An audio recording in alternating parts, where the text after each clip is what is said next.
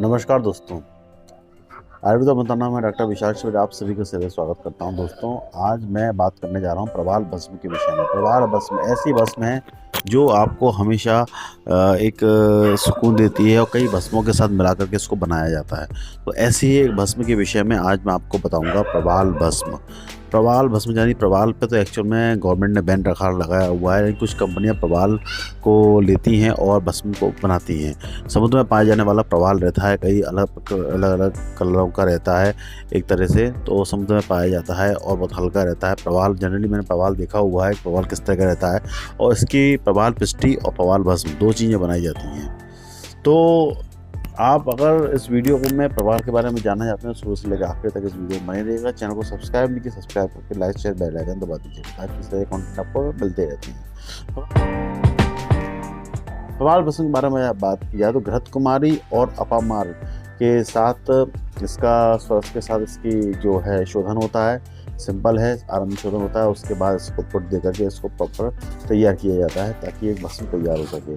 सबसे ज़्यादा इस प्रवाल भस्म का उपयोग डायरेक्ट ना करके किसी न किसी दवाई मेडिसिन में किसी भी भस्म के साथ मिला करके इसको देते हैं, प्रवाल भस्म कहलाती है।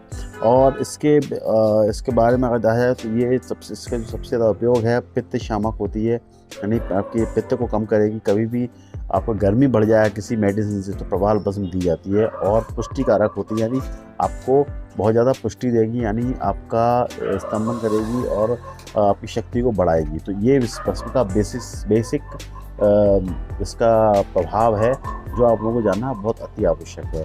अब बात करते हैं दोस्तों इसके और उपयोग की, क्या क्या उपयोग हो सकते हैं।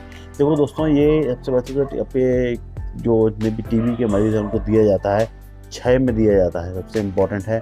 और किसी को कास हो, यानी आपको अगर क्षय के साथ साथ कास हो रही है, यानी आपको अगर खांसी आ रही है, तो उसमें आपको ये इस भस्म का उपयोग सबसे ज़्यादा उपयोगी है।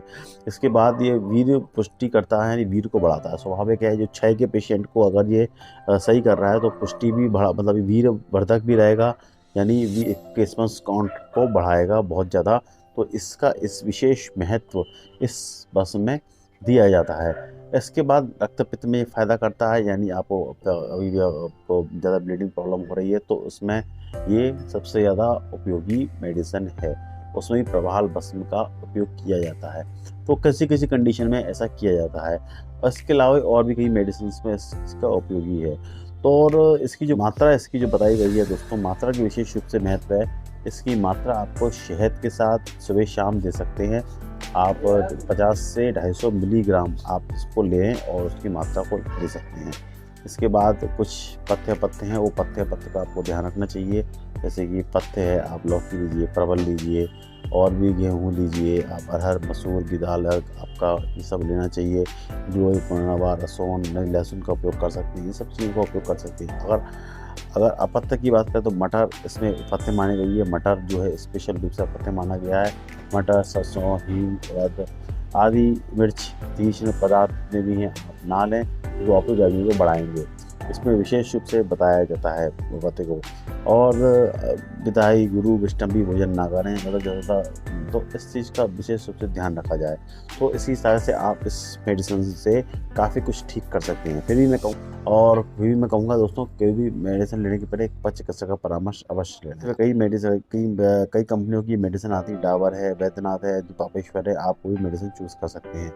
अगर आप दोस्तों मुझसे पेड कंसल्टेंसी चाहते हैं तो आप इस नंबर पर आप संपर्क कर सकते हैं ताकि वैसे आपको मैं पेड कंसल्टेंसी दे पाऊँ। और आप इसकी कंसल्टेंसी फ़ीस रहेगी तो आपको मैं अच्छे से कंसल्टेंसी दे पाऊँगा अकारण फ़ोन।